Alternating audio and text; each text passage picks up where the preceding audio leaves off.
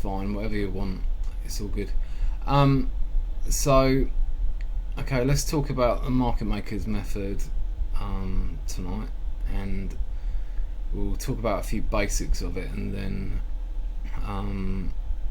if you can think of anything I haven't mentioned, then you can ask me or prompt me, and then I'll show you the software and what that does as well. So how long have you been trading now yourself?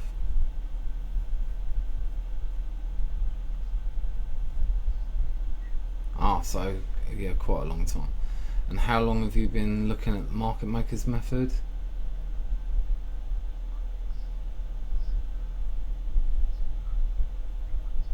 Okay. So basically, for everyone else that probably might watch this video that hasn't got so much experience, obviously trading is generally for this method is done on currencies, and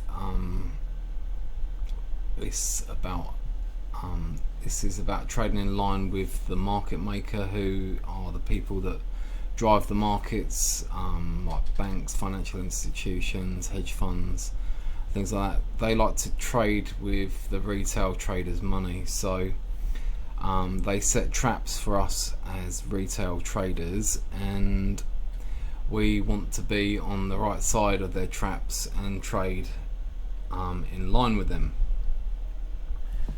So okay, so it's basically the market makers method is a pattern,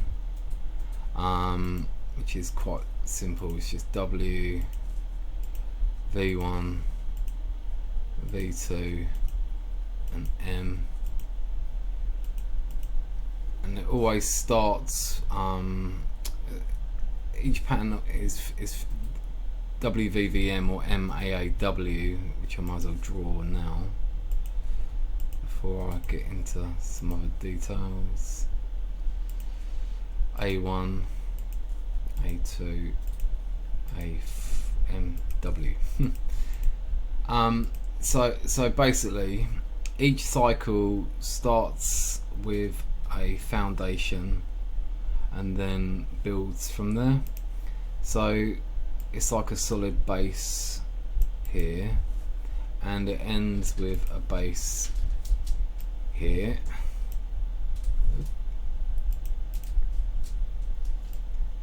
And same with the down cycle, starts with a foundation and ends in another kind of like foundation. So these W's and M's are obviously called that because they are that shape, and so it makes it easier for the novice trader to identify the cycle and where they are in that cycle. So all cycles start with either a W or an M. So, and these are level 3 patterns. So all cycles start and end in level 3. This is a peak formation low.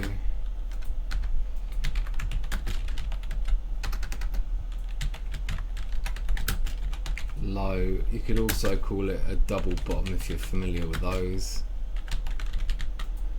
You could also call it low of the week, low of the month, depending on the time frame, or even low of the day,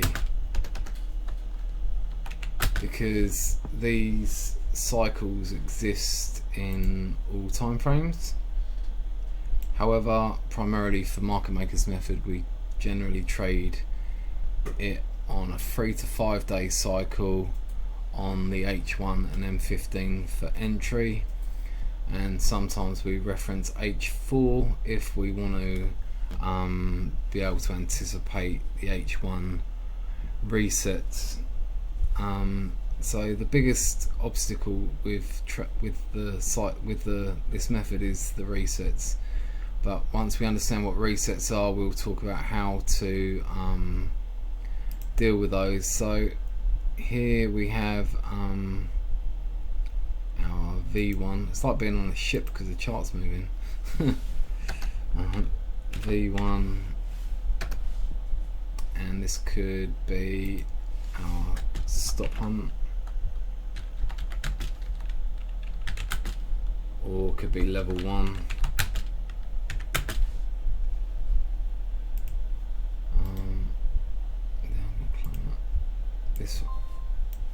This one here would be our V2, and this would be our level 2, and then finally the next one is the peak formation high. So level 3, peak formation high, and it could also be called the M double top, high of the week, high of the day, high of the month. So yeah, so this is like the start of the cycle. This is the first level, this is the second level, and this is the third level. So there's two types of levels. As we said, we've got ones where cycles start and finish from, which are W's and M's, and then we have the V's and the A's. Obviously on the other side over here we have M, peak formation high, and we have, most of these can be duplicated over. We have level 1, which is A1, and then we have clone. What? I have someone else. I have no one else playing. Level 2. Sorry. That's someone I don't know. Which is A2. Right, I'm going to sleep. And then Go, please. we have our level 3 at the end, which is here, which is peak formation low, level 3, which is W. So what is, let's talk about M's first, and then we'll talk about A's and D's, I think. So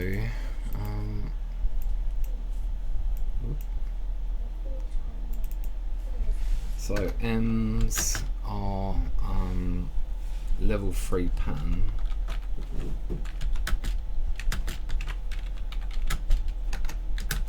and they can be start or finish of a cycle.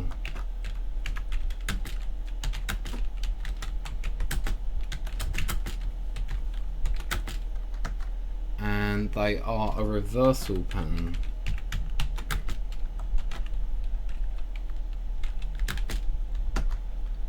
And then W is a level 3 pattern.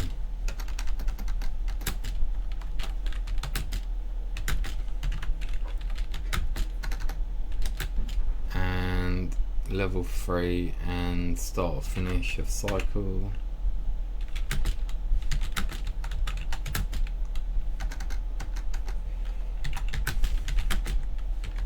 Cool. And it's also a reversal pattern.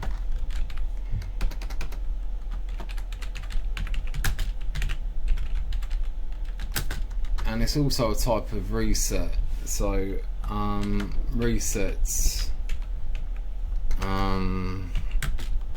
peak formation low, peak formation high are non-confirmed resets. Non-confirmed resets, which is a reversal pattern, as where a confirmed reset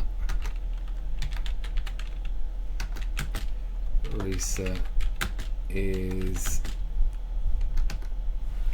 a continuation pattern.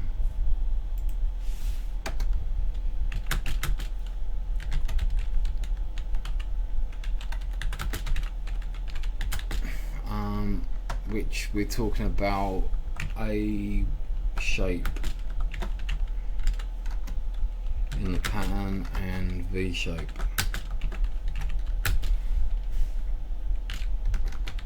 Now A shape and V shape are in level 1 and 2.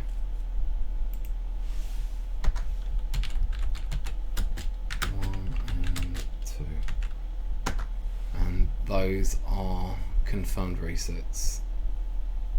So right, let's talk about these briefly. So we've got the start of a cycle with a peak formation low, which is a W pattern. What else can I tell you about those? So these W patterns on the H1, sorry about it moving, and also the peak formation highs as well. Oh, sugar. Multi-session patterns. So what that means is that,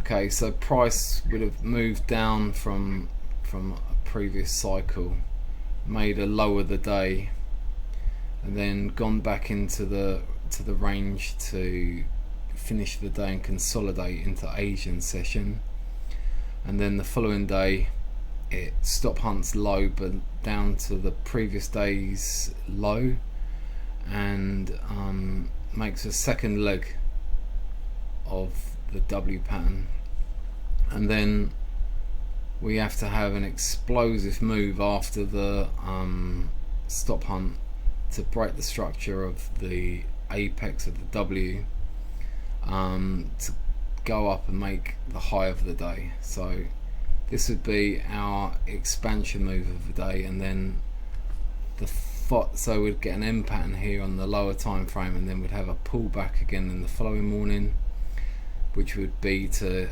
induce traders the wrong way, and this would help. Then we'd have another explosive move that broke structure here, creating this V shape, and then this would take us up into level 2, and then the high of the day would be formed, and then back into the range and stop hunt in London Open normally, or New York, and then break of structure again and push up. So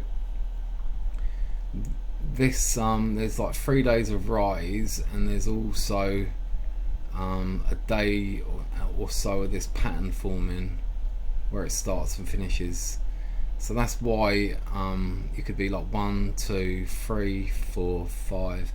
It could be up to 7 days, or you could have a massive move one day where 2 levels are completed, and you could also have like a slower day as well. Sometimes they can go on forever, but it needs a set amount of time to be able to complete that distance.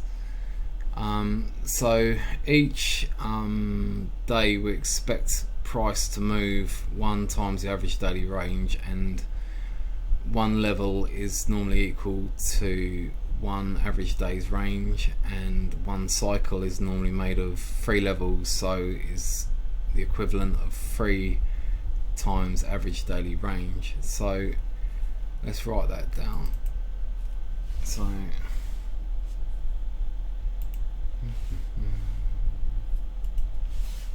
So cycles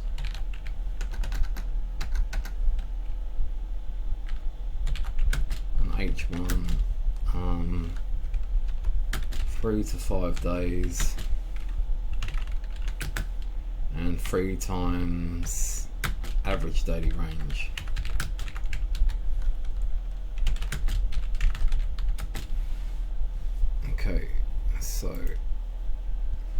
So the nice thing about this is that we can kind of gauge where we might be, if that makes sense. So if we see the W and then we measure from the low and we see that we are 2 times the average daily range, and we see that we rose on this day and we rose on that day, and we expect 3 days of rise at least, we know that we can expect a further day of rise towards 3 times average daily range, or just another impulsive move on the 3rd day. And also, if you know about market structure, you'll know that when we are in an uptrend, we make higher highs and higher lows, and all a level is an impulsive move that broke structure, followed by a consolidation or a pullback, and then the next expansive move breaks structure again with a big impulse, closes above the previous range, and then we're into the next level. So basically, when the high of the day is formed here and then the low of the next day is formed here, this would be our level, because it's where price paused, and then price closed above it the next day, or the high of that day pulled back the next morning. So it kind of starts to make sense. So for your level, you mark the high of where the expansive moves finished, and the low where the bottom of the stop hunt was, where the break of structure occurred from. And your peak formation low, you'd mark you can just mark the base if you want, or you can mark to the apex of the W to the bottom. So obviously that's the structure we look to get broken, if that makes sense. It's similar to a head and shoulders or whatever, and it's just like the neckline. So the basics of trading that everyone overcomplicates is everything is down to structure. You can trade whatever method you want. It's still the same candles, it's still the same movement, it's still the same market. So if you can see structure, you can trade anything, I'm starting to argue. So yeah, and then obviously this would be our peak formation high. So what you can see is it's like steps, isn't it? 1, 2, 3, like a staircase. And in the template, you'll see that the Asian ranges are a blue box, and they stack on each other. And the thing that separates them is this clear, impulsive move. So we ideally want to be looking to enter as close to the lows of the day as we can and maximize our profits. So this is going to be the H1 time frame. So we'd come to the H1 and we'd look at our chart, and we'd say, okay, I see a W shape, and then I see this move that broke above it, pull back, and then a move that broke above that. So that was level 1, and then we pulled back again and broke structure again. Okay, so say we are just here somewhere, we'd know that we're in level 2 going to level 3. Or if we just say we hadn't had the pullback yet and we were here somewhere, let's say that, and then we know that we expect to have in the lower time frame stop hunt rise. So obviously in the lower time frame we see more detail, so it gets a little bit more complicated, but it's pretty simple. So in the lower time frame we would have M15, which is where we would look to take our entries. So I'm going to replicate the one to my left now, but drawing it as per M15.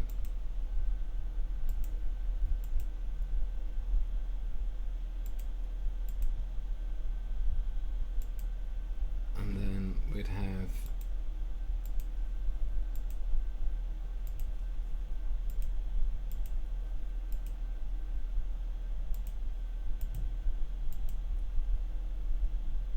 So that would be from this part to here.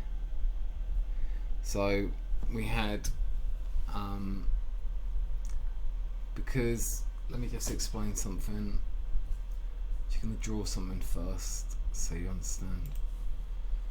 So in the higher time frame, a V in the this is the higher time frame on top.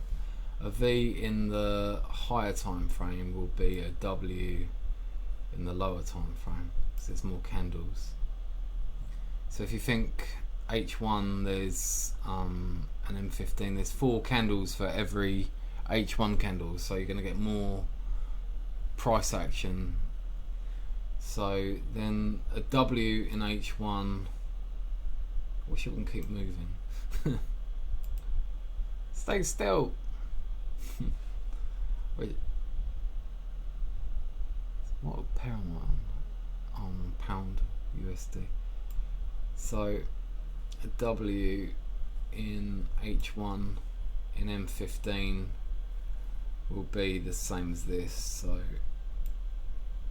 a mini W with a little M and then another W and then that.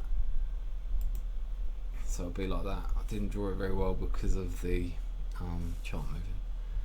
And then obviously an A would be an M, and then an M in H1 would be like a mini M, then a little W in the middle, and then another M, and then like that.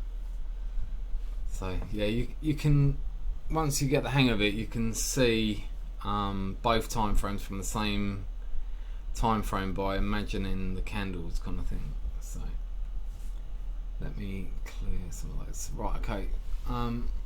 So this price action here, we just drew this representation of the H1 and M15. So I drew that and that. So that's that. And then we had between here and here on the M15. So for every level of the higher time frame, you have a cycle in the lower time frame. One M15 cycle is equivalent to 1 level of the H1 cycle. So I'm going to clear this chart now and draw that. Right, so let's draw.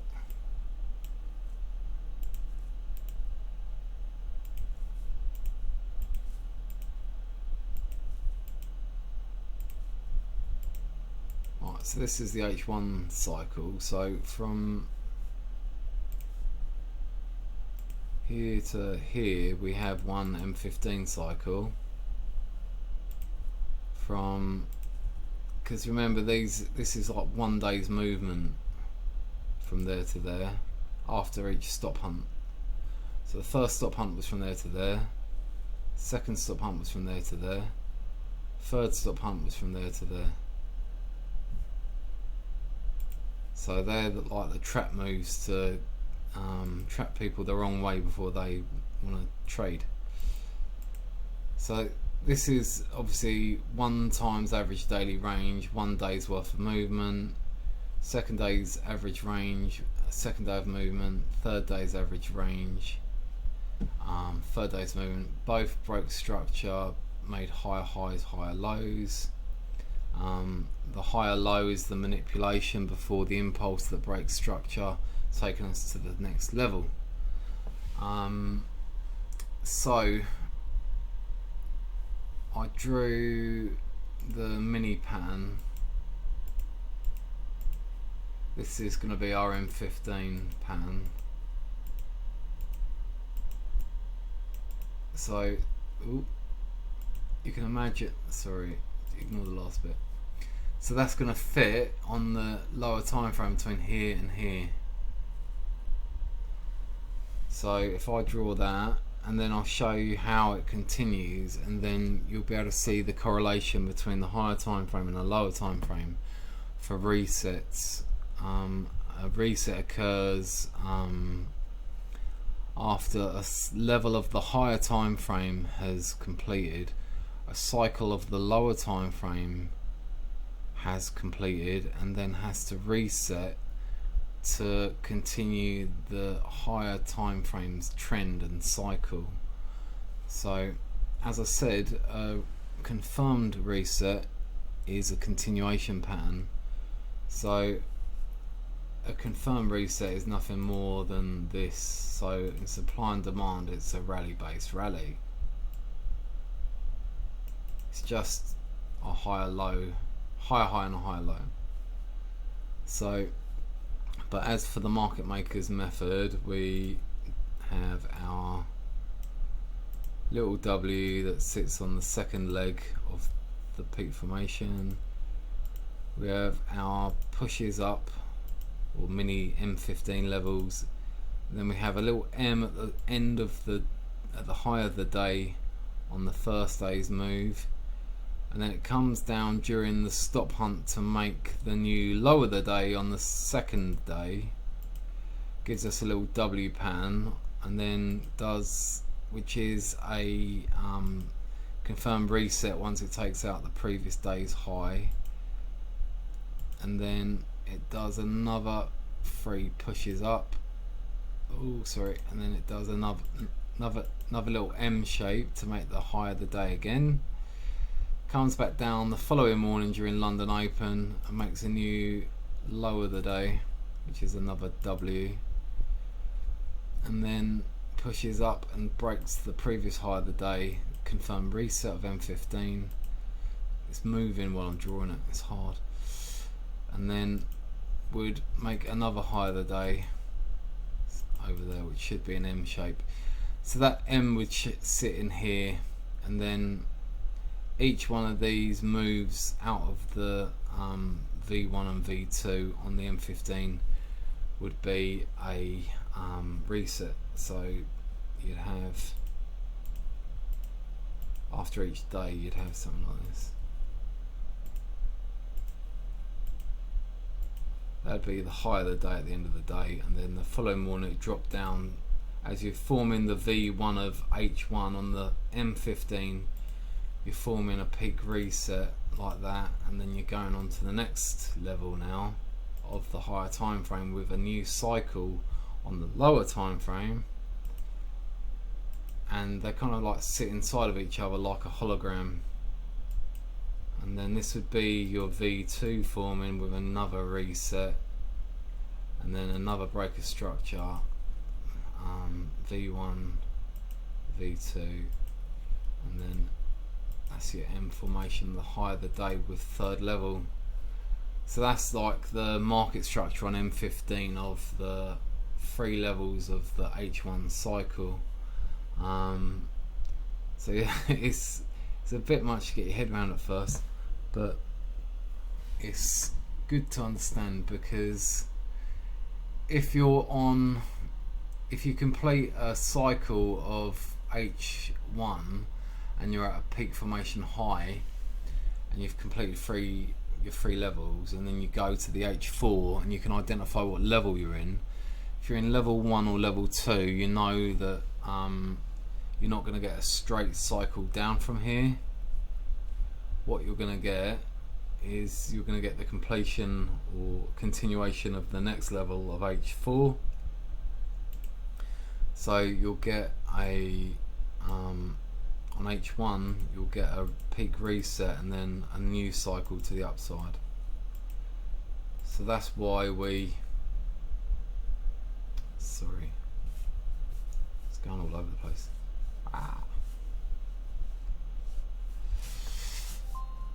Sorry, forgive me.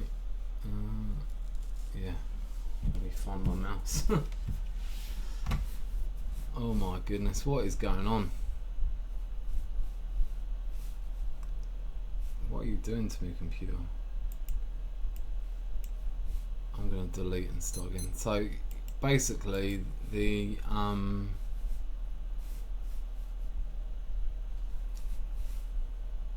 it's having a moment. Oh, okay.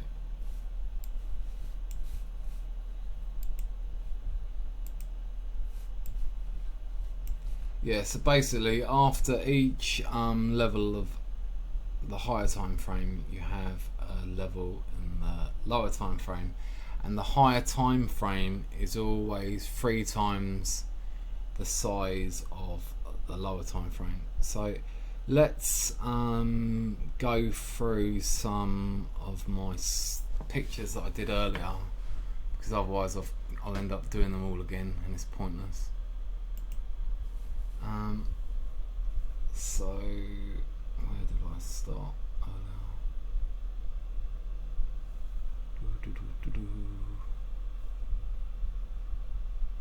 Oh, okay, so I think I don't honestly know where I started, to be honest. It's jumping all over the place. So let's talk about this one. No, that's TDI.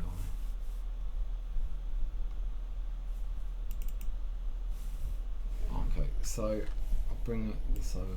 Some of them we might have already covered, but so this was talking about an A top would be of H1 on M15. This would be an M, and or say H4, H1, M15. So because there's multiples of candles, so it's normally 4 times more candles the time frame down you go, because there's more periods for the same amount of time as the higher time frame. It's a little bit of information to absorb, sorry. And then this was this one was me drawing it earlier. So for each this is obviously a peak formation low, your V1, V2, WVVM.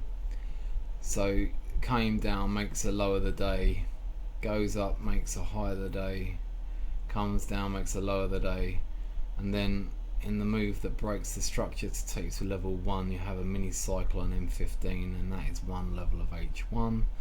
High of the day, stop hunt down in H1, becomes a peak reset for continuation of the H1 next level. So we have a new cycle in M15, 3 pushes up in M15, 1 level up in H1. High of the day, which ends the cycle of M15, stop hunt down to make V2, new W on M15, 3 pushes up on M15, high of the day formed, stop hunt down to make the first leg of the M formation, reset again on M15, and push up into leg 2 to make high of the day. So yeah, once you see an M formation is the first point of failure of any structural run. So let me explain that. So I think this drawing explains it pretty good. Let me pull it up. So this one here, so on the run up we were making higher highs and higher lows, so that's an uptrend. When we made the M formation, the double top, we failed to make a higher high, so that's our first indication that this continuation pattern is no longer happening. And then the nadir of this M formation is broken, and we make a new lower low and a lower high. So that confirms that the reversal has taken place, and the non-confirmed reset, which is the reversal pattern I spoke about, has also taken place. So if we go back to our previous drawing, this one, just drag it over. So this one here, so after this cycle was completed, price reversed with a non-confirmed reset, and because we had to continue the higher time frame, it had to make a new W pattern to start a new cycle to the upside, which took out the previous high. So once it took out this previous high, it becomes a confirmed reset. As where if it continued from here to the downside, this would have remained a non-confirmed reset, like we saw in this drawing here. We had this reversal one. If it reset here and went up and took out this high, then it would be a confirmed reset. Okay, so that's good. So that's about having two patterns and the structure of the pattern. It's obviously just flipped over for the downward cycle. We can cover that if you want, but let's see here. So I think I did a drawing here for that. Got too many screens. So right, so we have M, A1, A2, W. So peak formation high, M formation, 2 day pattern on the H1. The impulse that breaks this structure here, the neckline of that, is normally 1 times average daily range. If we see up here, my software tells us what the average daily range is. It's 85 pips. So from here to here we could expect it to be 85 pips. From here down to here we could expect somewhere in the region of 3 times ADR. So about 200 and say 90, 180. So around 240, 250, something like that for 3 levels. And obviously one average daily range suggests that should take a day. That should take a day, and that should take a day. So, and then this pattern takes 2 days, and this can take 2 days. So 1 day, 2 days, because remember this is part of the previous cycle really. So you've got 1 day forming this second leg, 1 day dropping, second day. So yeah, it can take 3 to 5 days kind of normally, and then an average day's range in between. And obviously in the downward cycle you want to be getting in after they've induced people to go the wrong way. So after they've had this pullback, they're trying to get you to buy, and then they're trying to get you to buy here, and then they're swapping the market on you. So M formations are interesting because people are buying and then they switch it over and then they sell, and then they take out the stop losses of the people that bought, and then they know there's stop losses of people that sold, so they then induce people to buy again, and some of the people that are still buying from here get their stop losses taken out here, and the people that went short here get their stop losses taken out, and then they flip the market again to induce people to go short and take out the stop losses of the people that went long there. And then they make their move, and then each pause in the lower time frame they're also inducing and taking stop losses from people to use our money to shift the market, not theirs. So this is another trap move here. So they induce people long and then take out their stop losses with the impulsive move that breaks the structure to take you to the next level. So let me pull up this other slide that explains about what a level is. I like making slides. Yeah, it's how I learned and remembered everything. Just gotta find it.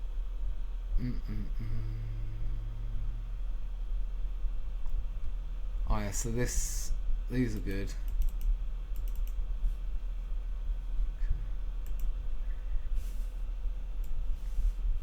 So this one shows 3 times ADR, 3 times levels of rise, and the number of days.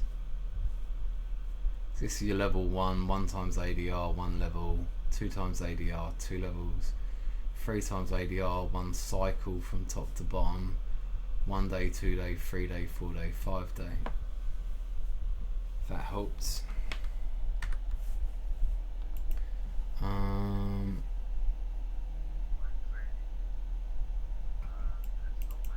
Yeah, that's it. So the lower the day is the stop hunt on the M15, so those are what you want to enter on. So a big W pattern you always want to enter on the second leg. So here you have a W, second leg of H1. You don't want to be really trading the first leg so much.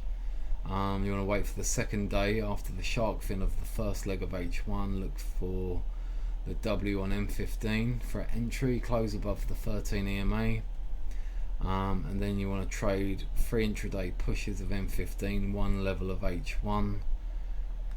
Once it forms an M formation on M15, you want to look to get out, and then you want to enter the next day or hold on to it, and enter again after the W formation on the second leg, and trade this second pattern to make the high of the day and the this start of the V shape, the stop hunt for the next day, and then you can get in again on the second leg and then come out at the high of the day again.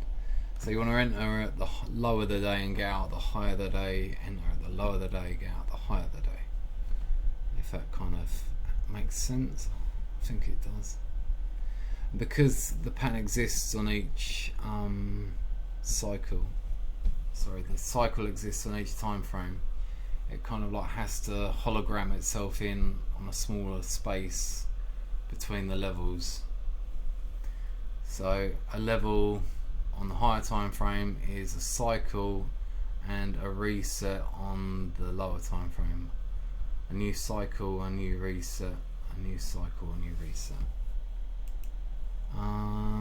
Then I spoke to you about structure, higher highs, higher lows, higher highs, higher lows. Once it fails, this would be like a peak formation high, and then you have your new moves to the lowest, to the downside. Once this last higher low gets taken out, you get a lower low and a lower high, and that's your confirmation of new direction. In a lower time frame, you'll get it sooner, but it won't always be as reliable.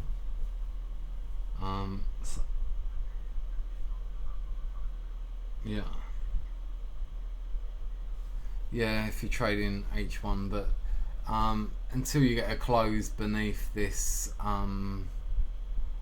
last high low that created the last high, then it's not really 100% confirmed. There's nothing to say 100% that it's going to keep going down.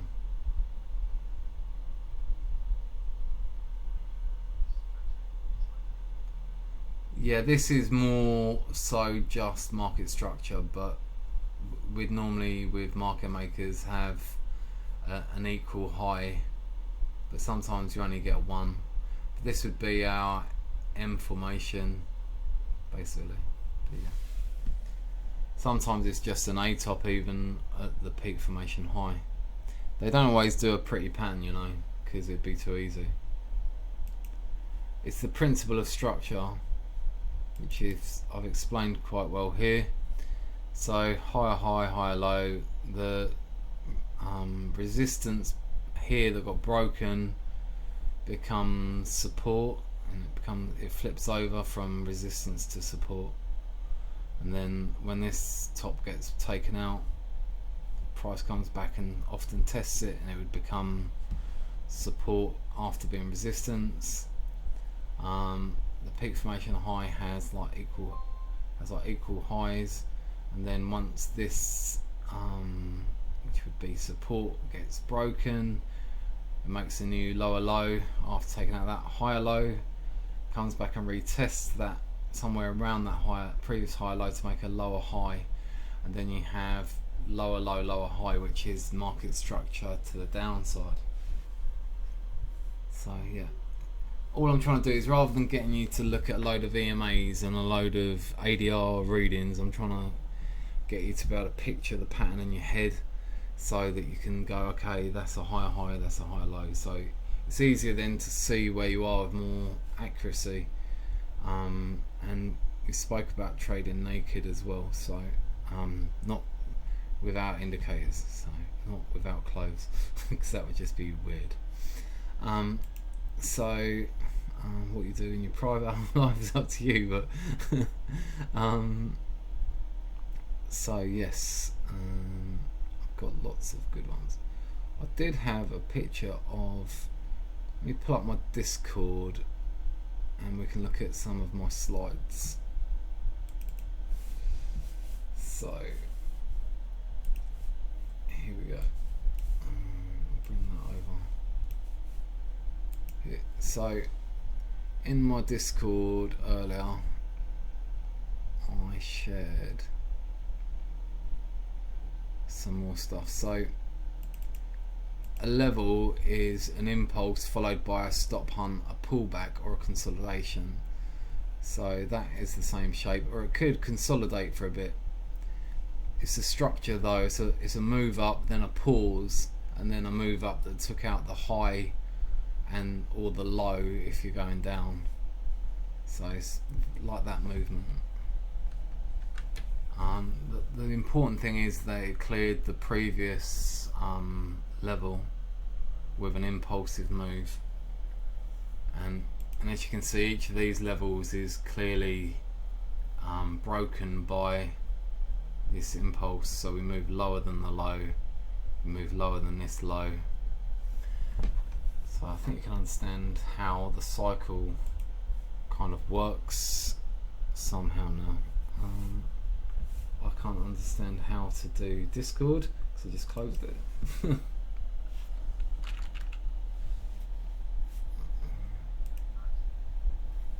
Yeah, so let's escape, and then we've seen that slide. So okay, so an H1 cycle is 3 to 5 days, 2.5 minimum, and it's 3 times the average daily range. So an H4 cycle is 3 times an H1, so one cycle of H1 is a level of H4. So an H4 cycle would be 9 ADR and take around 15 days. So yeah, if you want to swing trade that, if you get good at identifying them, you can hold these for a long time. You can even do like the daily, which would be 27 ADR, so that would be like crazy amount of pips.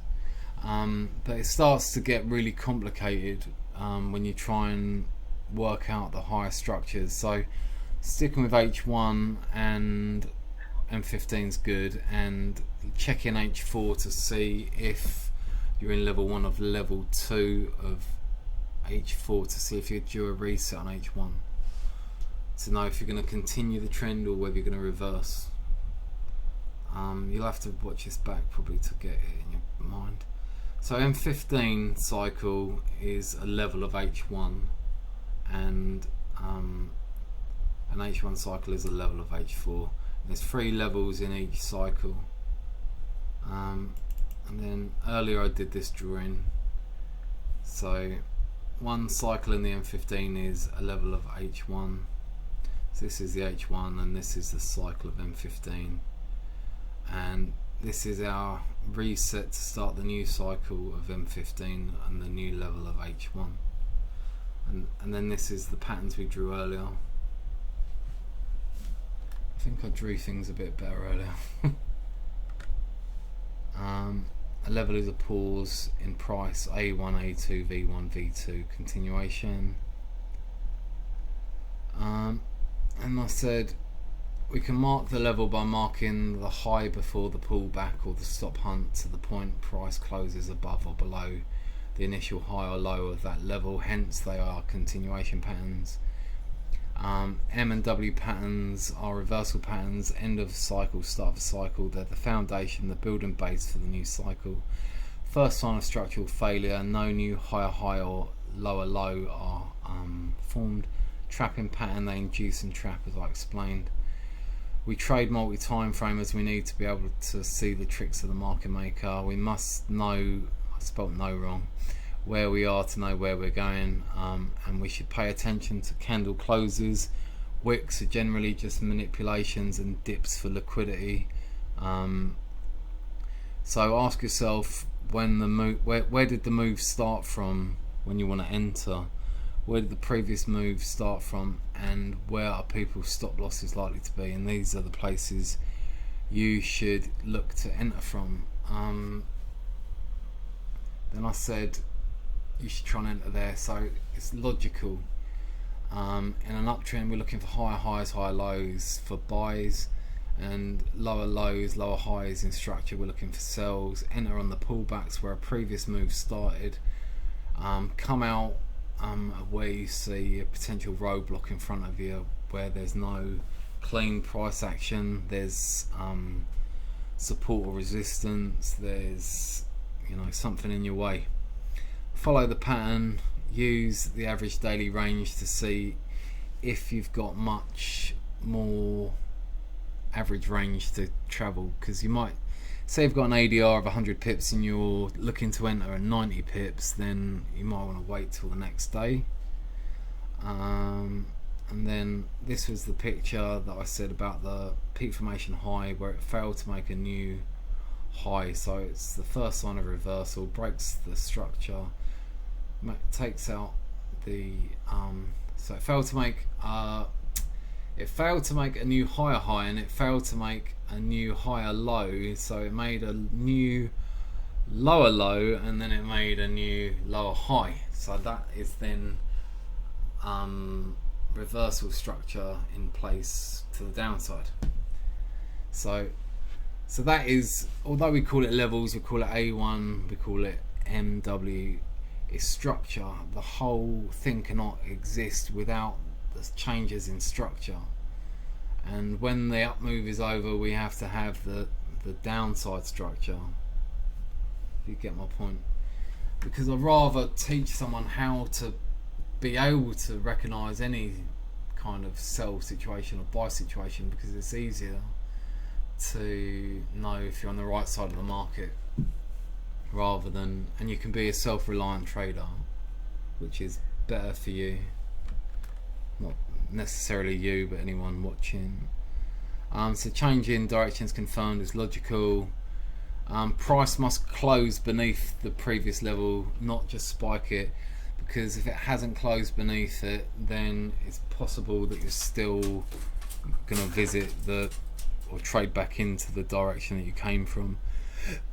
And also check you're trading in line with the higher time frame direction, and check the structure of that to see if you've made similar structure in the higher time frame. But just remember, although we trade in line with the higher time frame, the moves of the higher time frame begin in the lower time frame, because obviously the lower time frame after a period of time becomes the higher time frame. So yeah, so you have to bear that in mind. This was just a peak formation low, so I combined two time frames. Sorry, peak formation high. So the A top is an M on M15. The middle of it, the nadir, is a W. See, if you're not careful, you could easily mistake these for like the lower the day, the higher the day. Let's come to see me. And yeah, you could easily mistake that. You can actually trade these. I mean, if you get a 1350 EMA cross and you want to trade that down, and then you're following the structure of M15, that's fine. But just bear in mind that you might be going against the grain. So you should only be very short term with that until you get confirmation of the higher time frame. But obviously this higher time frame has to start on this second leg here in the lower time frame. So just until you get the higher time frame confirmation with the break of this, if you're trading short from here on the lower time frame, until you get the close beneath here on H1, just bear in mind it could be short term, is my advice. I've done my best to explain that. I don't know if so. Once H1 is closed beneath here, then it's pretty much confirmed. But until that point, although it started on the M15, just be wary, maybe take some profit around this area. Don't be greedy, because it's a shame to give back. You can always wait for it. You can always wait for a break and retest of this low here, and then enter again. So in Market Maker's method, we have loads of EMAs, loads of indicators. So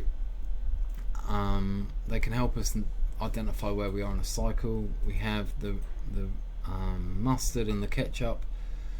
So mustard is a 5 EMA, which basically paints the same shape as the price action. And then the 13 EMA that is a little bit slower, so one's fast, one's slower, and these will cross over on pretty much every leg where we loop under and over an EMA. These ones will be fast across, so you probably get across here, you'll probably get across going down here, and you'll probably get across here. So you can enter across on the second leg of the W or M, and then that signifies normally that we're going to go up to level 1, and then from level 1 to level 2 we normally get a 1350 or a 50-200 cross, depending on where it happens. So the ketchup cost is the water, and sometimes this can occur here before, and that can be like the ID 50 or the safety trade or the H150 bounce, which are some of the market makers setups, which is after the peak formation low is formed, the first pull back to the 50 EMA and the first pull back to the 200 EMA of M15 is the safety trade. The ID 50 can be on M15, and the 50 H1 bounce can also be on H1, which is basically the same as the safety trade of M15, because the 200 EMA of M15 is basically in exactly the same place as the 50 EMA of H1. When you blend time frames, it's a bit of a muddle puzzle in your brain at first, but I've got something to help with that. So we have a push up, we have a cross here saying that we're leaving level 3 basically, and then once that move's finished and we have the start of this push up, we normally have the 13 across the 50, which tells us that this peak is now locked, and then we normally get the ID 50, and then somewhere between here and here we'll have the 50 across the 200, and then we normally have the safety trade, and then we have the push up again, and often somewhere between here and here the 200 will cross the 800, and sometimes the 50 will cross the 800, and then we get our level 3. Or the EMAs will be really spaced out in level 3, so that's another way of seeing if and where you are in the cycle. And then on the way down, the opposite is true. So basically that's why I like to explain the structure to people, because you break that and you get a higher high, higher low, you're in level 1. You break that, you get a higher high, higher low, you're in level 2. You break that, you get a higher high, higher low, you're in level 3. You fail to make a new higher high, you're making the second leg of the M. You break that higher low, and now you're pushing down to level 1. You come up and retest somewhere, or a pullback towards this previous structure. You've made lower low, you've made lower high, so you're now in level 1. Push down, broke that structure, pull back, you made a lower low, lower high, level 2, broke this structure, pull, impulse down, lower low, lower high, failure to make new lower low, make higher higher high, higher low, and it continues. So that's the importance of understanding structure. You can also look at how many days of rise you've had since the peak formation low or the peak formation high, how many lower time frame cycles you've had as well, which fit in between. If we trade the H1 and we expect 3 days of rise and the indicators paint the Asian session, you'll see a blue box, a blue box, a blue box, and a blue box. So yeah, we can stack those up like staircases as well, or stack them down. So if we clear the previous box, we know that we're in the next level. If we clear this box, we know we're in the next level. And also, if you want to draw your levels, you can draw the low and the high, the low and the high of a square, and then a rectangle from the low to the apex. That'd be your square. From the low to this apex would be your square. The high to the stop hunt would be your level. The high to the stop hunt would be the level. And it could just be like a zigzaggy consolidation with a low and a high. So yeah, it depends how long they hold the level for. Sometimes they'll hold the same level for a couple of days. That's why it can take longer. Yeah, so that is about that. Let's and then on these stop hunts in the lower time frames, you'll see that there's 3 types of London pattern. We've got the type 1, which is where price goes above the so this would be to make the A top to go down.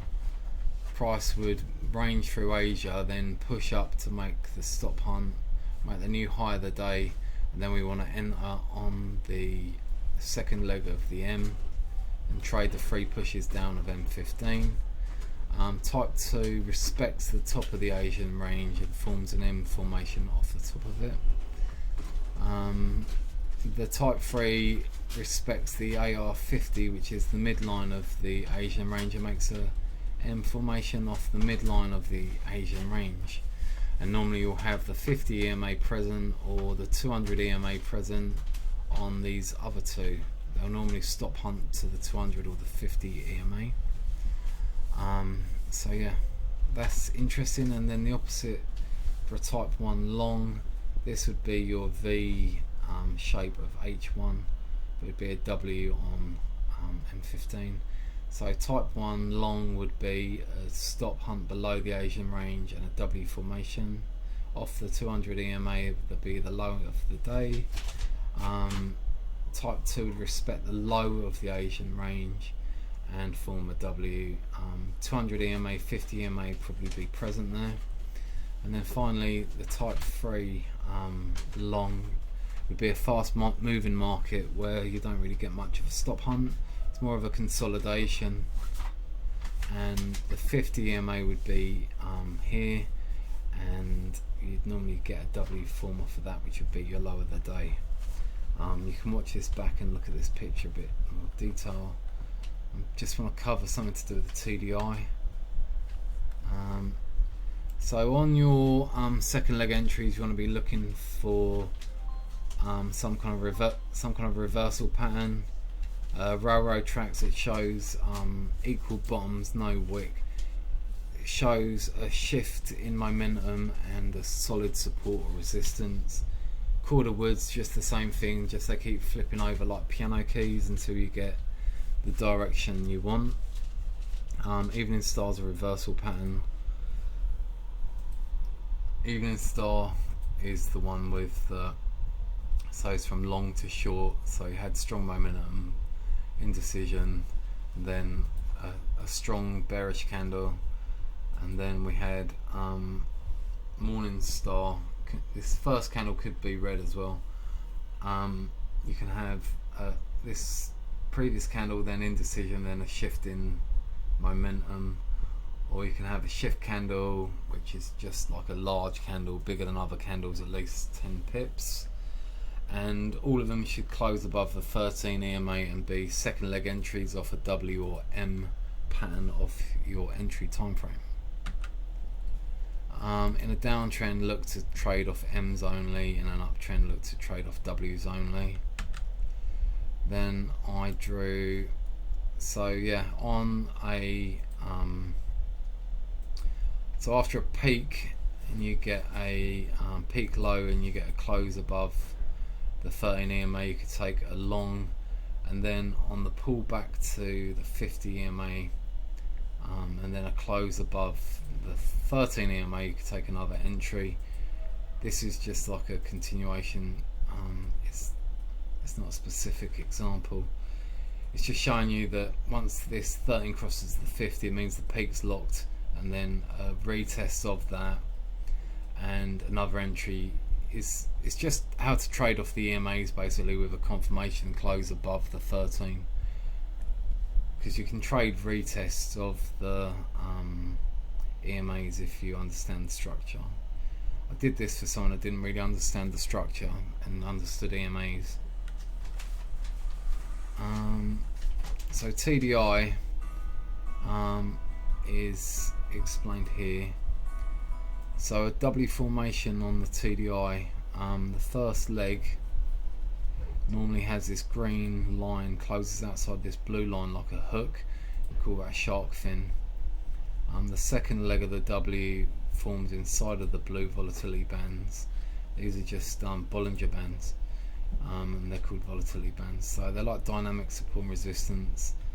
The green line is very close to the M15 or the current time frame's price action, so it kind of replicates what you see on the chart. The red is the signal line, and that is represents the price action of H1 or the time frame above. So once you see this W forming and it's going over and under and then back over the H1's price action line that represents the H1, you can see that we're getting higher time frame confirmation as well. And then the yellow, which we call the market baseline, is should either be flat or pointing in the direction away from this W base that we created. It should be pointing or flat, going away from in the direction you want to trade. So once the price line has crossed the signal line and then the price line has crossed the market baseline, the market baseline represents the price action and direction of H4, which is why we want it flat or going up in line with our trade direction and our cycle direction. When we combine that with this 13 EMA second leg W close above, that is plenty of confirmations for us, because we've got 3 timelines in alignment, and then we've got price action showing a shift in momentum, we've got pattern on the chart, and we've got a close above the EMA. So I don't know how many more confirmations you'd want. If you miss that entry, you can get a pullback and a bounce off of the market baseline, and then at the end of the day, when you get to the other side and you start to see an M formation forming and you get this sharp fin, you might want to think about coming out. Or if you get a close back below the 13 EMA, you might want to think about coming out as well. That can be a good sign to exit. So that's about the TDI. If you see the volatility bands are really close together, it means that it's a ranging market. If you see them start to open up, it means like they open up like getting wider, the blue bands. It means that the volatility is increasing. If you also know about the market structure, you know that creates support and resistance with every break of structure, and when it comes back to retest, it becomes a flip zone. Resistance becomes support, support becomes resistance. If you want to know about momentum, obviously the momentum is to the upside if we're making higher highs, higher lows, is to the downside if we're making lower highs, lower lows. If you get bigger candles with bigger bodies and they're closing high near their highs, then you know that the momentum to the upside is strong and there's a lot of speed there.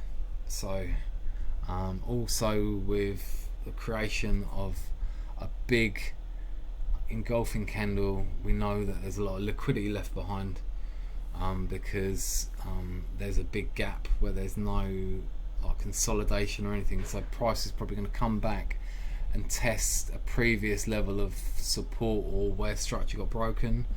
So that would be like a pause in price in supply and demand, for example, a base or a level or a stop hunt of the market makers method. They leave a gap to come back and fill, and then they continue. So you can tell a lot about the speed and strength of a market by looking at the size of the candles. If you see rejection with long wicks and you're in level 3 to the opposite side of where you want to trade, it's a sign of reversal or exhaustion or manipulation. So bear that in mind as well. I'm just going to come out of here, and then I think that's all I'm going to go over as a post pictures. Let's just go over the drawing of the dashboard. This is the one that I issue doesn't have this on it, but this is a good explanation of the dashboard. So obviously this is a dashboard, it scans up to 28 pairs. We have the assets on the first column, we have a minimize, maximize button, we have so when the peak formation is formed and we go from peak formation low to high, when the 13 EMA crosses the 50, that locks the peak. So this arrow simplifies whether that is locked. So it tells us before the dashboard shows the peak formation low or high, that is the latest or forming peak. So it's like an early warning of either reversal or a new peak starting. Then we have the new peak formation in the next, and cycle in the next column, which tells us if it's green it's a peak formation low. The number represents the number of days. So obviously the ones that are higher number of days have had 3 to 5 days of rise, or as you can imagine they're darker as well. The higher the number, after 3 days they go darker colour, because they it's just kind of highlight to you that it might be exhausted. So if we look at the one max next to it, you can see that it's highlighted 2, which means that it's been to 3 times ADR from the peak formation low. So that is and also 4 days of rise, so that is kind of like a sign that price is reversing or could be due to reverse. And then in real time, max has been to 3.03, but right now we're at 2.69, and that is where we currently are. So we're either gonna go back for the highs again of the previous day, or we're gonna be reversing from that point. But we'd see that when this arrow changes. This dash, actually, I might release this dash actually, because on it I put the 15-minute cycle as well, which is quite nice. But it'll reset more often. That's why I took it off, if I remember. So this one tried to show us the cycle of M15 currently is in a downward cycle, and this would tell us where we were in that cycle. So yeah, this next one was a retest of the 50 EMA of M15. So I removed this one and I removed this one, and we have daily close. So it tells us, daily close tells us if we close to the top of the previous day's range or the bottom of the previous day's range, because that can give us a sign as to whether we are likely to have a bearish day or a bullish day. So if we're in peak formation low and we close near the high of the day, then that's a sign that we're likely to continue the next day. The next column tells you the average daily range. Then the next column tells us the stop hunt, so that if we go below or above the Asian box, it will tell us that we are how many pips above it we are, or how many pips below it we are in this SH. As you can see here, it tells you how many pips you are.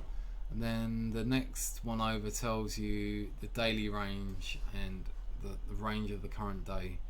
So if you was to subtract that from that, you know that you've got about 30 pips until you complete the average daily range, which can be quite useful.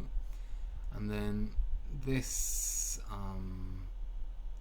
next one, divergence, that can tell us on the TDI if we have on the TDI if the price line is making higher highs and the market's making lower highs, then you'd have divergence. So that can be a sign of reversal. So if you get divergence, you might want to check your price action before you consider taking a continuation trade. So they're just the main ones are the cycle and the ADR, like you have in the older dashboard, but this has loads of entry confluences. Once you understand it, you can look for set things that happen in set places and save yourself a lot of time. Breakers are order blocks that have been closed above the opposite side, so those are good for if you've got a green breaker, it can be, you can trade in the direction of that green breaker until you get one in the opposite direction, and those are H1 and H4. And you can, I think you can turn them off if you don't like them as well. You just click on the yellow panel at the top and it deletes them. And then you've got yesterday's high or low. So in market makers method, in level 3, often the second leg forms off of yesterday's high or low of the peak formation high or low. So if you want to catch a reversal, yesterday's high or low can be quite useful. So in this one, it's yesterday's low, and it's green because normally you'd buy from yesterday's low. So if we was in a peak formation peak formation low, might be interested in that because we'd be looking to buy. So that can be useful. And then this TDI one is a bit of a Swiss Army knife confirmation. It checks for the shark fin on the TDI. It checks for price coming back inside the volatility bands. It checks for price line crossing signal line, and then the price line crossing the market baseline. And if all those three things happen, then this will light up and say that, you know, you've got a potential entry to go and look at on the pair. So yeah, that's quite a nice thing for entries. So all this, everything kind of past this part here is all to do with entries and trying to catch reversals early. Because like I said, if you just follow the peak formation and the real time and the max, then if you look for pairs that are one peak formation high, one peak formation low, and around one ADR, you'll be finding lots of ID 50s and lots of safety trades. And that could be all you wanted to trade. If you wanted to trade from the peak formation high, the peak formation low itself, no software can detect and read the future. It has to operate off current prices. So you can look for things like divergence, you can look for overextended pairs, you can look for pairs that are cycles that are rolled, you can look for disparities between the peak formation max and the real time, because if one's at 3 and one's at 2.7, it means the price has dropped a bit, so you might be seeing a reversal forming. So you have to you have to learn to read the data in a way that suits how you trade. But what it does do is it presents you with all the data, and it enables you to correlate all of that data in real time and pick out the data that you want to apply to the trades that you want to trade. So primarily though, it's designed for safety trades and ID50, so that'd be picking up the cycle around the first stop hunt after the M or W has been broken, because then we know that hopefully it's going to stay there. The only time it won't stay there is if there is a reset. So if there's a reset, peak formation high will go to peak formation low after some time to say that price is reset. So that's why it's important to learn how to read the structure as well, just to confirm what you see. But yeah, it's a useful tool, and if you want to just follow the M15 for your entries, you know, and the H1, you can probably do alright with it, you know, but you'll do even better if you take on board the other things that I've spoken to you about this evening. Something else I wanted to show was this.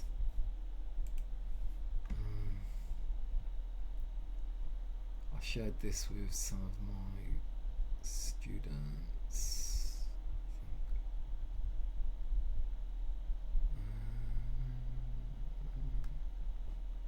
Gary co-creates this one. So this one is to do with the EMAs, and so EMAs for levels 1350 level 1, 5200 level 2, 5800, 200, 800 level 3, EMAs found out level 3, and then peak entry, this tells you that you can enter on a close above on the second leg of the MW, above or below 13 EMA. The 50, 200 and 800 are normally trend continuation. If you find them at or after, just after the peak, if they are all floating across the peak formation high or low, then they're not going to be reliable in the next cycle for counting levels. Safety trades are off the M15 only. ID50 is, there's a variation of it in H1 and M15, and that's the first pullback to the 50 EMA after the peak, with a confirmation pattern off of that EMA above the 13. Yeah, so that is in H1 and M15, and then I converted the EMAs. So an H1 EMA in M15 is the 1350, the 50 200, the 200 800. These ones converted into that. I think I'll explain that. Oh, I see. So the 13. I need to think about this. Oh, so I think what I did is I converted these into what they'd be on the H1. H1 in M15 would be the 1350, and then the 1350 in M15 would be the 513. The 50 200 of M15 would be the 1350, and in H4 there'd be the 513. The 200 800 of M15 would be the 50 200 of H1, and it would be level 1, level 2. So basically it's just so you could convert them on from M15 if you want to use them to count levels from the M15 chart, that's all. But yeah, it's a bit of a, I was going to call it a head something which has a swear word in it, but yeah, it's a bit of a riddle. I won't swear. Yeah, so let's have a quick look at the dashboard. So for example, there's the templates. There's the templates that we can use that I can give you, and then you can, let's look for one. So when there's not a confirmed peak yet, when you're not, so this one's saying that the peak is locked to the downside because of the arrow, but it hasn't confirmed the peak yet, which NCP means non-confirmed peak. So if we go to H1, it's telling us that it's saying, I think, that the it's going to pick this out, I think, as the new peak, saying that price has kind of tried to reset. Although you could argue that the true peak could be up here, because the 13 crossed the 50 and locked to the peak, and the last time the peak locked itself was here, the 13 crossed the 50. So but this is kind of has dipped back into this anyway. This is kind of, part of this is still within some of this previous structure anyway, but yeah, it finds the highest point after the peak locked, and there's an adjustment in there where you can get it to look back further in days if you want it to.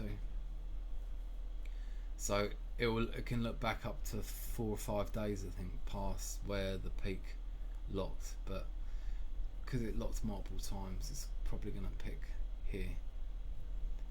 Yeah, but it looks like we may be seeing a reset, because it looks like this was the peak, because this would have been the peak originally, and then it looks like this might roll over again and then try and push up again.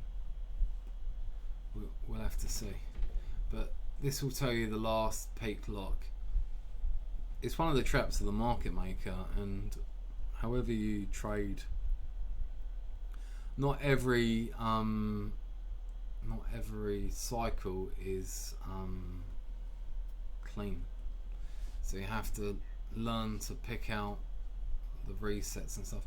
Or you can look for, I don't know, let's look for one that's established, like this one, AUD USD. It's got the peak, the peak was locked to the downside, 2 days peak formation high, and daily close was down, and we had 1.4 ADR max.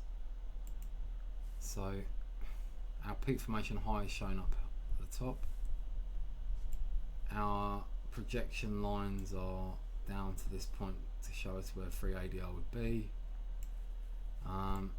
With your eyes, you can see that you're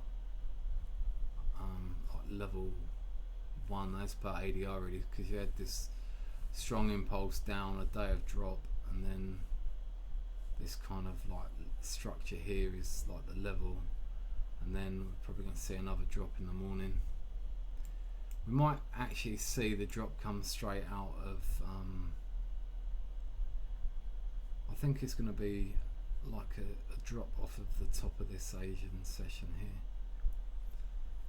So yeah, this one's likely to continue down. So yeah, the idea is to get the direction and then drop to M15, and then when you're in M15 you look at the Asian range and pick out the London pan that's most likely.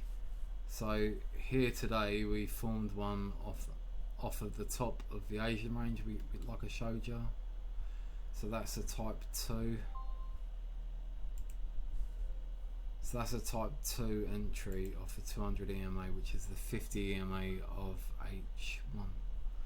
And then today you got your close beneath the 13 EMA, but today's just been a ranging day.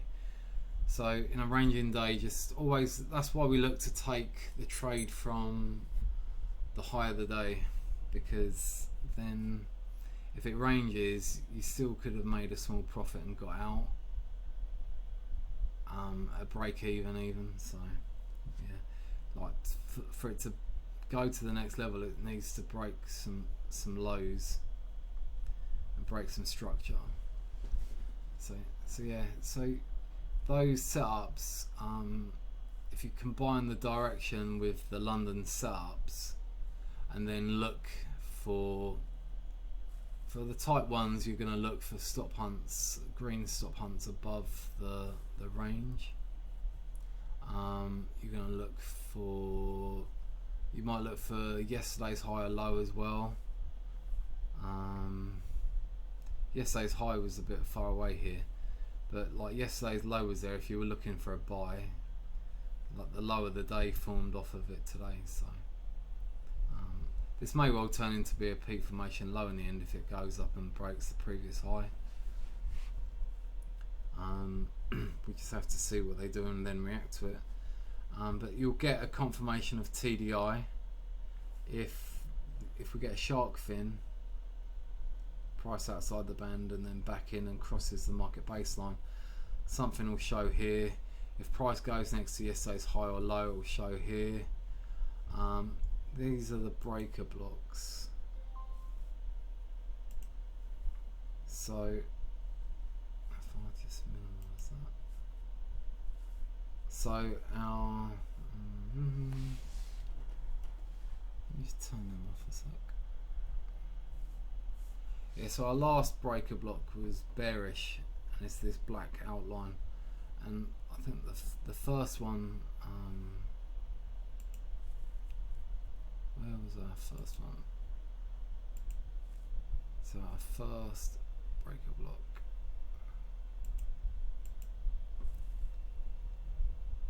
I'm not sure. Let's go to H1.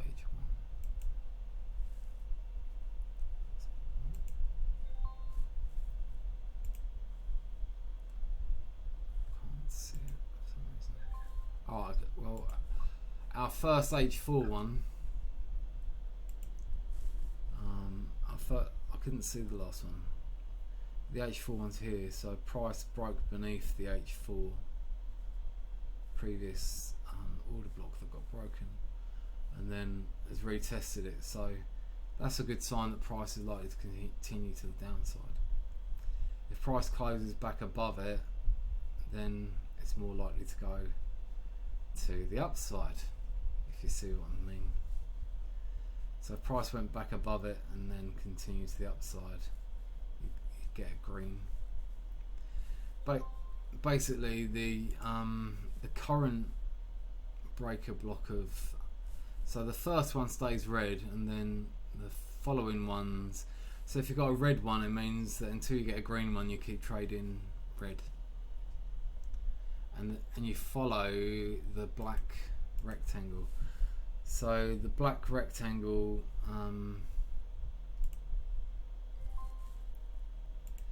this is the H4 black rectangle, so this is the last breaker block of H4. If this gets closed like well above, it will turn into a green one and it will go solid, and then we'll trade away from that. So it's like the last step that gets broken. So if this turns green, then that'd be a sign of reversal. And yeah, but obviously the H4 is slower than the H1, and both of those currently are red, and they're both being retested at the moment. So the H1, the current H1 is here, and we're inside of it at the moment. So until you get a solid one in the opposite direction, then you're good to continue, really. It's just another, yeah. This would probably it would move to the last green candle, because it marks the last opposite candle, and then if price closes beneath that last opposite candle, then it moves to the next one, and then it keeps moving until price closes the other side of it, and then it changes to solid colour, and then it's like a reversal. It's not, some people don't use it, but it's not bad. So yeah, it can be, if you can't count levels, then it's something that you can use, is the point of it. Yeah, and then the idea of it is as well that you trade down towards 3 ADRs. The only thing that stops the cycle from continuing is the resets. So if a dealer decides that was a peak formation high, then this was a stop hunt of the higher time frame, this will become the peak formation low, then we'll continue with a new H1 cycle breaking this high, and that will be the H1 confirmed reset, if you get my point, which we drew in the other drawings. Yeah, so the TDI is really useful for helping us find where our lows and highs are. You get a nice clean shark fin on the peak formation highs and lows. So I'm hoping, because we're showing one to the upside here, I'm hoping that we're going to continue to the downside. And like here we had a high of the day and another one here, so hopefully we will continue. And we're looking kind of overbought and price is above the 50 level of this oscillator though, so it's flat and it's a tiny bit to the downside, but we're kind of making, we are making on this lower time frame though, we made a higher low, slightly higher high than here. So yeah, we'll have to see what happens. But I think because the H1 time frame is still bearish, that's more attention to be paid to that than the lower time frame at the moment. So yeah, it's a useful tool, but it doesn't replace doing some work, you know. You can use it blindly if you want, but you won't get the results that you want, if that makes sense. And I wouldn't tell you otherwise, because if I was, I'd be a liar. Yeah, so no one's got a crystal ball about the resets. The best thing you can do is look to the higher time frame and see if you expect there to be a reset, and then monitor and trade in line with the crosses on the M15 and the pattern. So you'd be looking to trade an M formation off of the 200 maybe, and close beneath the 13 EMA or something like that, you know, and have an M pattern on the TDI, that for example. So yeah, that can help. Yeah. Any questions?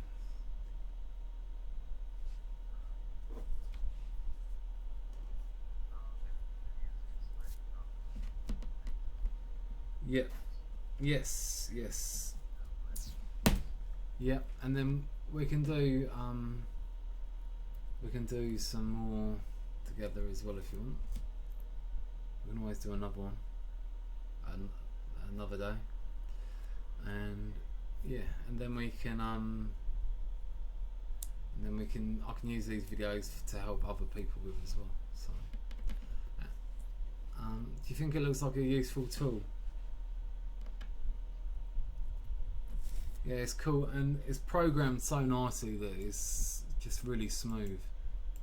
You know, there's no glitches really. It's just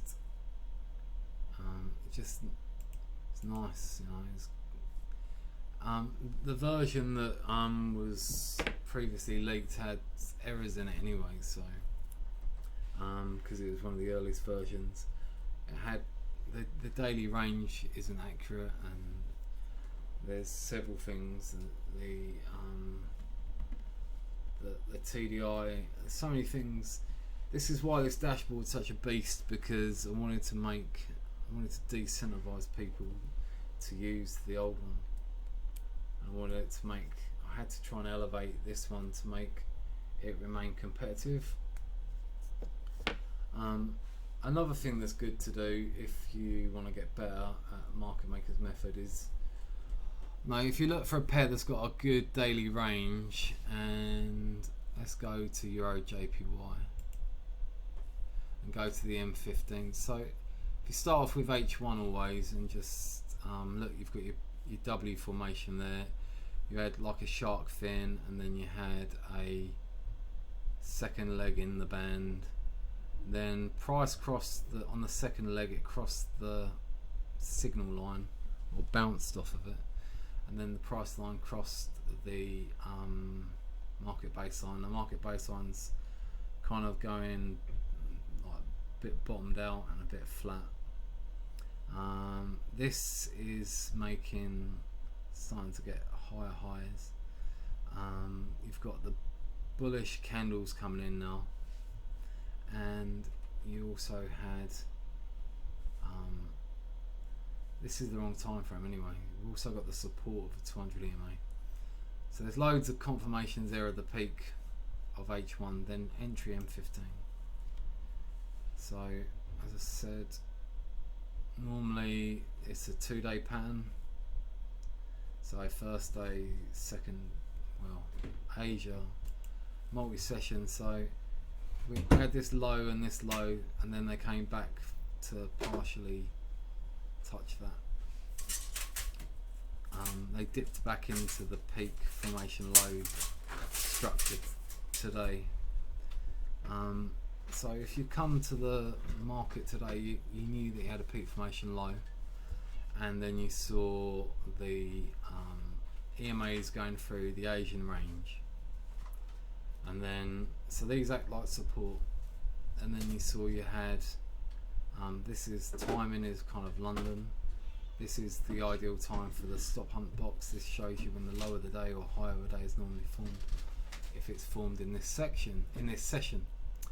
Then the TDI made the shark fin, which is normally the first sign of the lower of the day, and then it kind of just went for it. When the 50 EMA cuts through Asia, this is the one where we don't normally get much of a stop hunt. So it's a very fast moving market. So the 50 EMA comes into place at the 50% line of the Asian range. If we ran Fibonacci, you'd probably see that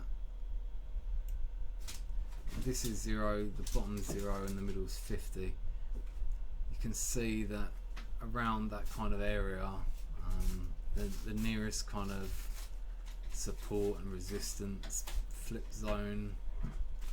So if you look here, this support kind of flipped over here and became resistance.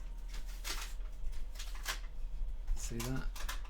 So it was support, then it went below it, then it went back above it, and that's resistance. Price then bounced off of that and then shot off for the day, so you've got to use your common sense a bit. It also made this sharp bottom shark fin outside the band, crossed over and then crossed the 13 EMA. It made a new, you could have entered here, but then it made a new high higher than this previous one and closed above it. So here would have been a nice place to enter, and then if you waited until you closed back beneath the 13 EMA from here, the open of that candle to where price closed beneath it, you could have made 74 pips, so that's pretty good. And then you could have entered again on the pullback to the 13 EMA with a bullish candle if you wanted. That could have got you another 25 pips maybe, I don't know. So yeah, if you're confident you can, then if you flip it to a line chart, which I didn't do, you can kind of almost see the pattern like a W, V1, V2, and then like the M formation. You might argue that this was part of the peak low again. So this might be your level 1 and your level 2 and then your level 3.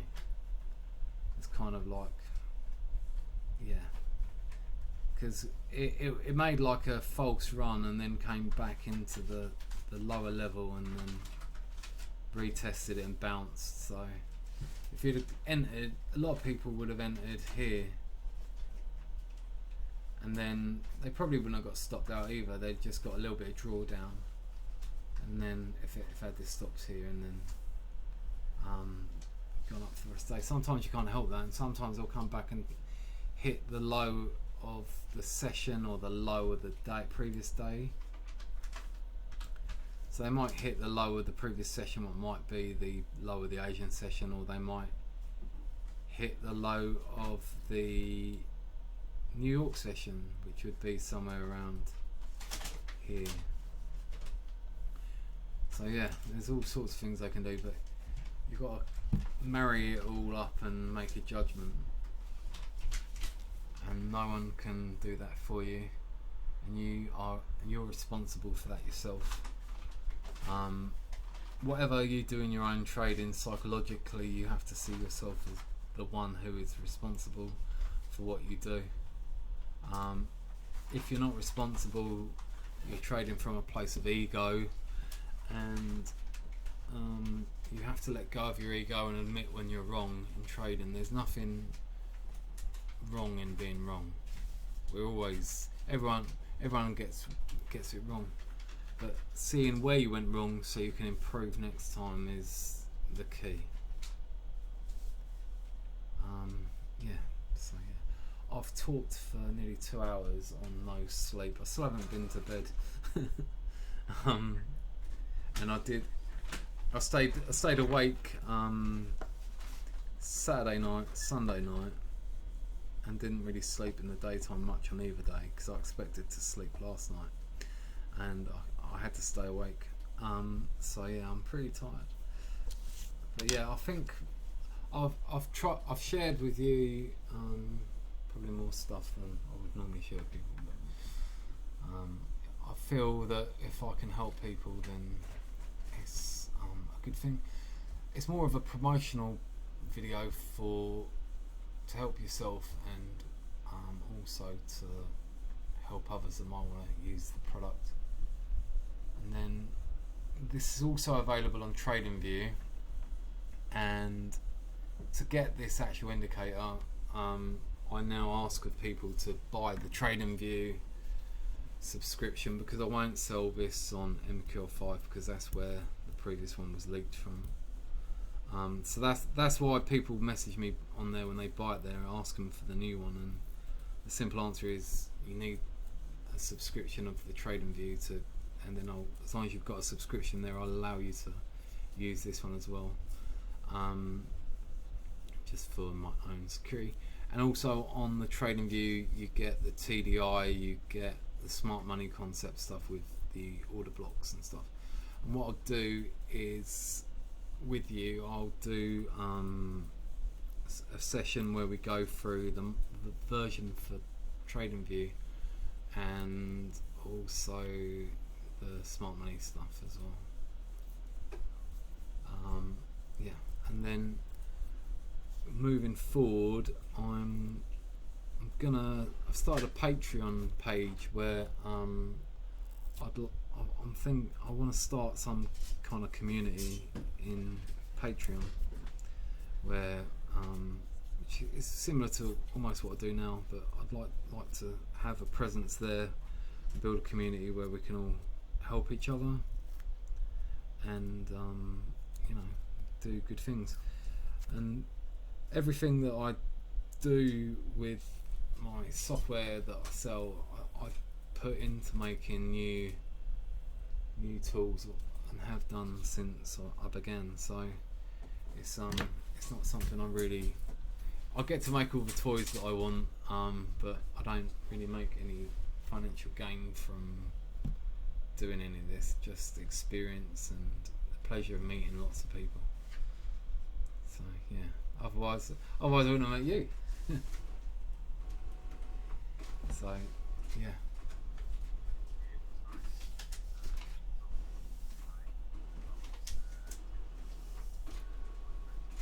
Oh, very nice. Thank you so much.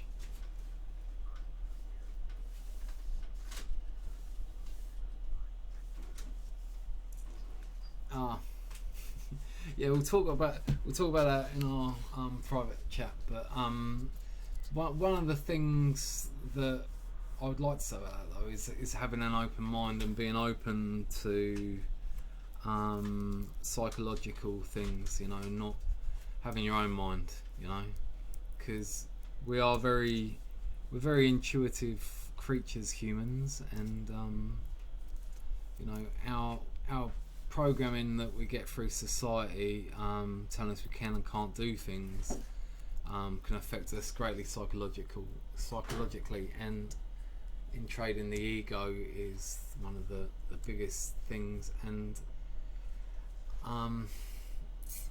like I said to you, this is the point I've said to you so many times.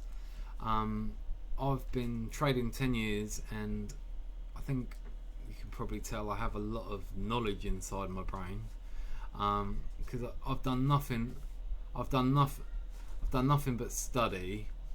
However, when you realise that everything you need is inside of you and you are enough, and you stop that search and just apply what you've learnt, and then document your trades and your progress, and then make corrective steps every day to try and see where you're going wrong. Before you know it, you figure it out and you'll make more progress in a short amount of time than you did in recent years. Some people are lucky and have that already when they come to trade very quickly. Some people never realise it. So for me it's quite exhilarating to be witnessing that inside myself. So yeah, it's a good time. And yeah, I just want to try and help people become better at what they do and make things easier, because if I can shortcut people's learning time and save them some time, then that's something good I can do with my experience. And I've also come to realise that everything I did learn was what I needed to learn to become the person who I needed to be, to hopefully succeed more in the markets as well.